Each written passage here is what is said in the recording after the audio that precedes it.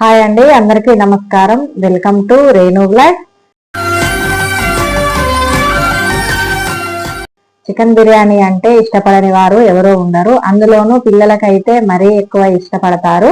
బిర్యానీ కోసమని ఆనియన్స్ ని ఆయిల్లో వేయించాను. ఆ లోపు బిర్యానీకి కావలసిన మసాలా ఇంట్లోనే ప్రిపేర్ చేశాను. ఆ తర్వాత 4-5 పచ్చిమిర్చిని మిక్సీలో వేసి గ్రైండ్ చేసి తీసి పక్కన పెట్టేశాను. ఈ లోపు ఆనియన్స్ టోటల్ గా ఫ్రై అయిపోయినాయి. అలాగే చికెన్ ని శుభ్రంగా కడిగేసి అందులో పుదీనాకు అలాగే కొత్తిమీర వేసి తర్వాత ఫ్రై చేసినటువంటి ఆనియన్స్ అయితే ఇందులో వేసాను. ఆనియన్స్ ఎప్పుడు కానీ గోల్డ్ కలర్ వచ్చేంత వరకు వేయించాలి. ఆనియన్స్ వేసిన తర్వాత గ్రైండ్ చేసినటువంటి పచ్చిమిరపకాయల పేస్ట్ అయితే వేసాను. తర్వాత అల్లం వెల్లుల్లి పేస్ట్ వేసి వీటన్నిటిని బాగా మిక్స్ అయ్యేలాగా కలిపేసుకోవాలి. ఇలాగా మిక్స్ చేసినటువంటి చికెన్ లో కొద్దిగా నిమ్మరసం అయితే యాడ్ చేసుకోవాలి. తర్వాత ముందుగా మనం ప్రిపేర్ చేసుకున్నటువంటి బిర్యానీ మసాలా కూడా వేసుకోవాలి. తర్వాత కొద్దిగా గరం మసాలా అలాగే సరిపడా ఉప్పు అయితే యాడ్ చేసుకోవాలి. సాల్ట్ వేసిన తర్వాత ధనియాల పొడి అలాగే 1 స్పూన్ మిరియాల పొడి, సరిపడా కారం, 1 స్పూన్ పసుపు కూడా వేసుకోవాలి.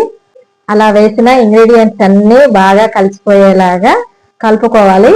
ఇంతకు ముందు 4-5 పచ్చిమిరపకాయలు గ్రైండ్ చేసి వేసాను కదా, అది దృష్టిలో ఉంచుకొని కారం ఒక 2 స్పూన్స్ అయితే వేసాను.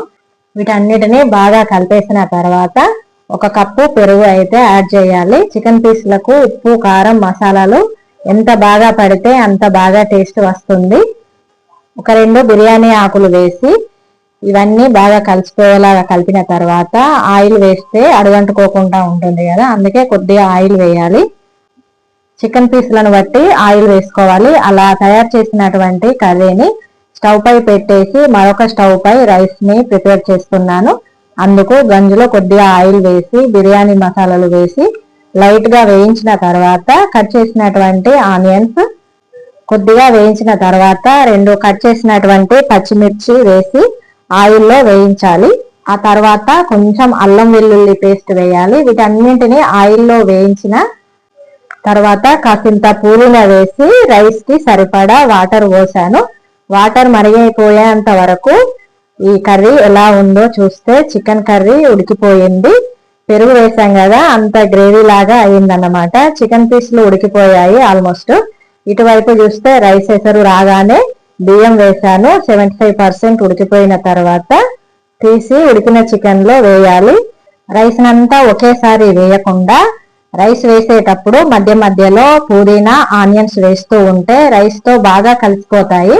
అన్ని వేసిన తర్వాత చివర్లో ఆనియన్స్ కొత్తిమీర పుదీనా వేసి మూత పెట్టేయాలి.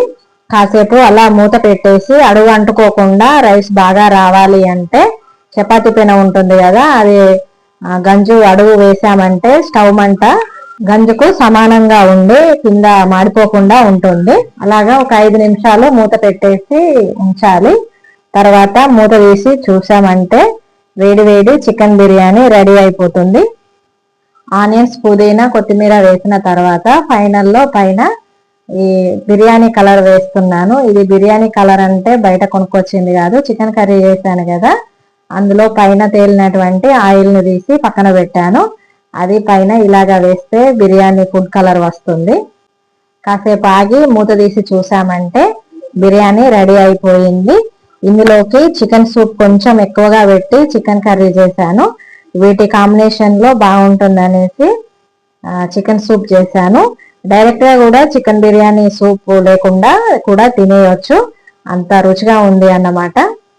బయట నుండి తెచ్చుకునే దానికంటే అప్పుడప్పుడు ఇలాగా ఇంట్లోనే పిల్లలకు తయారు చేసి పెట్టామంటే బిర్యానీ చాలా చక్కగా తింటారు. ఇదేనండి ఈరోజు వీడియో. నా వీడియో కనుక మీకు నచ్చినట్లయితే లైక్ చేసి షేర్ చేయండి. అలాగే మొదటిసారి వీడియో చూస్తున్నట్లయితే తప్పకుండా సబ్స్క్రైబ్ చేయండి. మరిన్ని మంచి వీడియోస్తో మీ ముందుకు వస్తాను. Thank you.